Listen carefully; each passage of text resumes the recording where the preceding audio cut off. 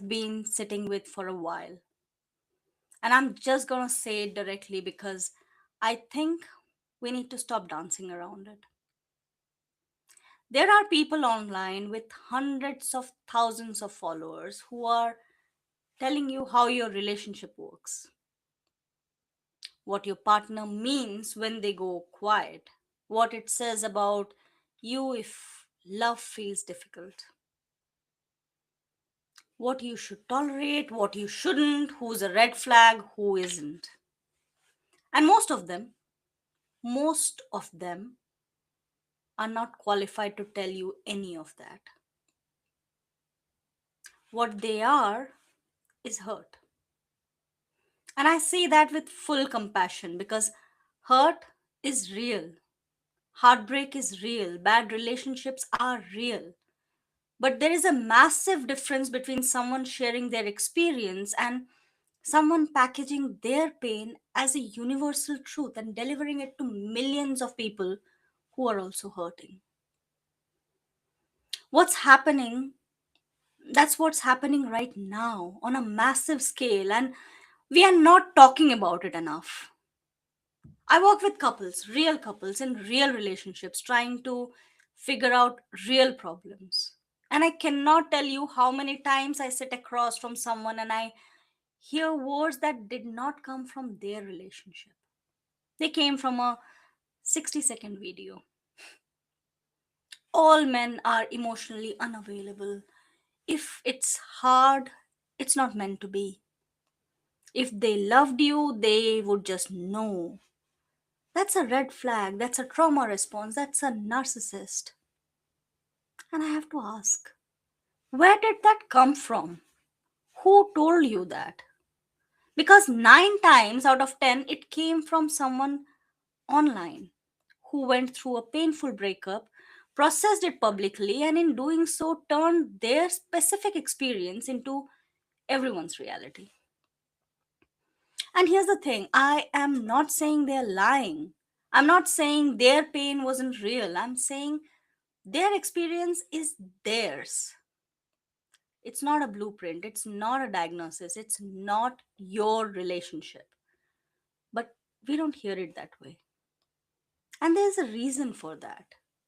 Our brain are literally wired to hold on to pain more than peace. It's called negativity bias.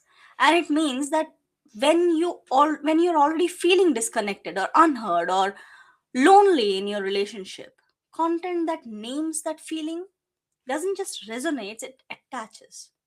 Someone says emotionally unavailable, and suddenly you have a word for everything you have been feeling.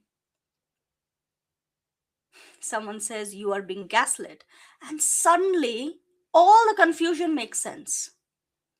But that word, that label, came from someone who was in their own specific situation with their own specific person and their own specific history. It was never meant to be yours.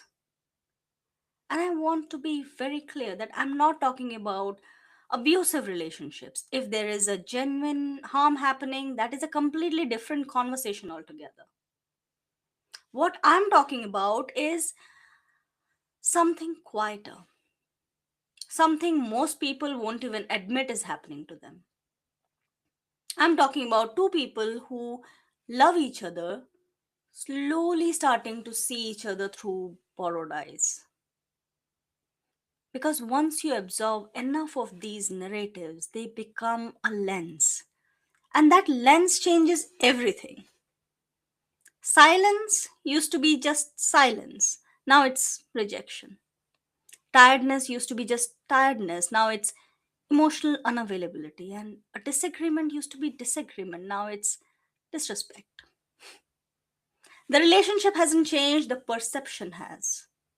And the scariest part, you don't even notice it happening because every time you scroll, every time you watch, every time you save that post that speaks to your wound, that lens gets a little thicker.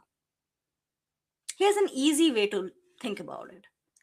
Go and search, why is coffee good for me? And you will find hundreds of results backed by studies and experts telling you exactly why coffee is great. Now search, why is coffee bad for me? And you will find just as many results, also backed by studies, experts telling you why it's terrible. Same drink, completely different stories, depending entirely on what you were looking for. That's what's happening in your relationship if you have been fed the narrative that your partner is emotionally unavailable. You will find proof of it everywhere. Every moment of quiet, every time they don't say the right thing, every time they respond differently than the ideal version in your head. It all becomes evidence. Not because they are guilty, but because that's the verdict you have already been handed. The lens doesn't just color what you see, it decides what counts as proof. And listen, I get it. Because these influencers, they are good at what they do. The content is compelling, it's emotional, it speaks to real wounds. And when something speaks to your wound, it feels like the truth. But feelings are not facts, and resonance is not evidence. Someone's pain, no matter how loudly they share it, no matter how many people agree in the comments, or no matter how many views it gets, does not make it your truth. What actually helps a relationship is not a label. It's not a framework you downloaded from someone who doesn't know your partner or your history or your dynamics or your love. What actually helps is discernment.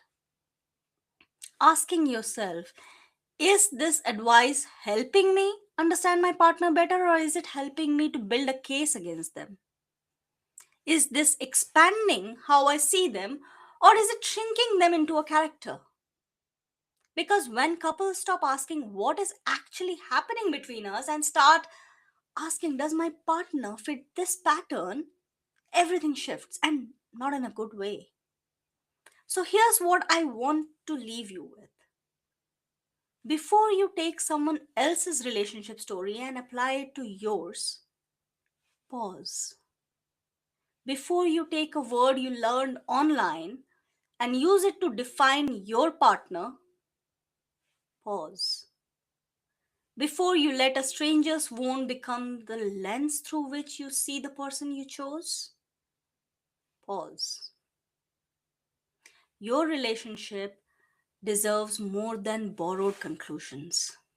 It deserves your actual attention, your actual curiosity, your actual presence. Question the advice before you question each other.